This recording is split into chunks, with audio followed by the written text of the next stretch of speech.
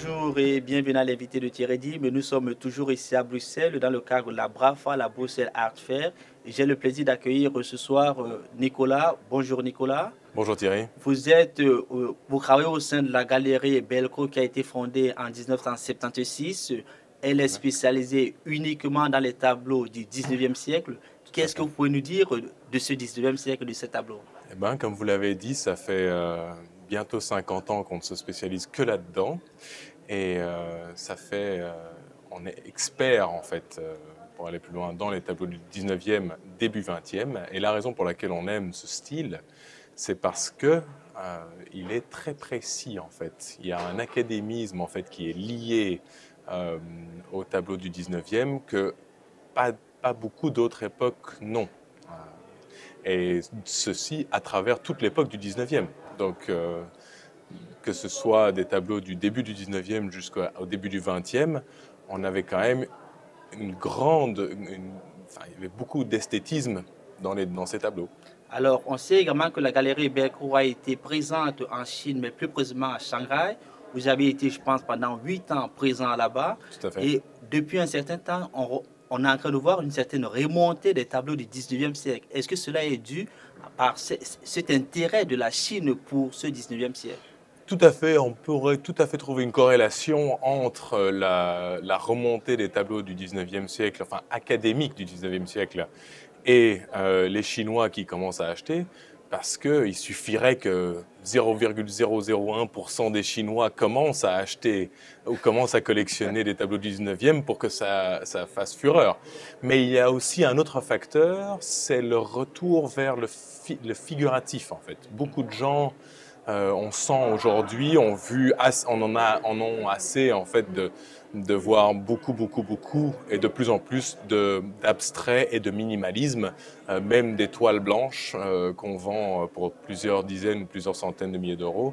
Et on a un retour vers un travail bien fait, vers quelque chose qui est pour lequel il a fallu étudier et pour lequel on ne peut pas être artiste du jour au lendemain. Est-ce qu'il y a quelque chose qui justifie l'accès, par exemple, du 19e siècle avec la Chine? Les Chinois, en fait, sont très attirés par le 19e pour les raisons que j'ai dit avant, c'est qu'il y a une grande précision, un grand esthétisme dans les tableaux du 19e.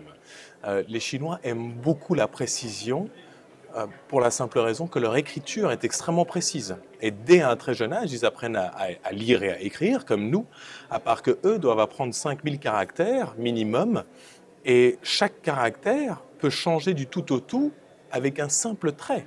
Donc quand ils regardent nos tableaux, ils regardent toujours le tableau de très près et sont toujours impressionnés de voir le travail qui est fourni dans le tableau. Alors, pour vous également, pour votre galerie, c'est quand même une excellente nouvelle de voir qu'il y a un 0,0001% de 1% la qui pourrait population commencer, oui, qui tout à pourrait fait. commencer à s'intéresser. Ça veut dire les affaires vont bien. En général, oui, les affaires vont bien. Et puis bon, nous, pendant les années de crise en 2008, ici, et puis les années qui ont suivi, qui étaient pas géniales pour les Européens et pour les Américains, notre galerie en Chine nous a permis de nous transporter enfin, sans aucun problème jusque dans les années 2020. Donc, Alors, peut-être qu'on va rester au niveau de la BRAFA pour cette 65e édition.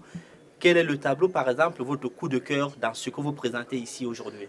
mon coup de cœur est simple, est ce petit tableau de Théodore Rally, qui est un peintre grec, et pour la simple raison que c'est un petit tableau qui a une force incroyable, et ceci pour la raison que c'est un homme noir qui embrasse une femme blanche, qui pour aujourd'hui semble naturel. On pourrait croire que même, enfin, c'est tout à fait normal de voir des gens tous azimuts s'embrasser, mais à l'époque c'était presque même disons quelque chose de politique d'affronter la question de est-ce qu'une relation peut arriver entre une femme blanche et un homme noir ou vice-versa, entre une femme noire ou un homme blanc. C'était quelque chose qui était politiquement très discuté. Et du coup ici, l'importance de ce tableau, qui a été peint, ceci dit, en 1887.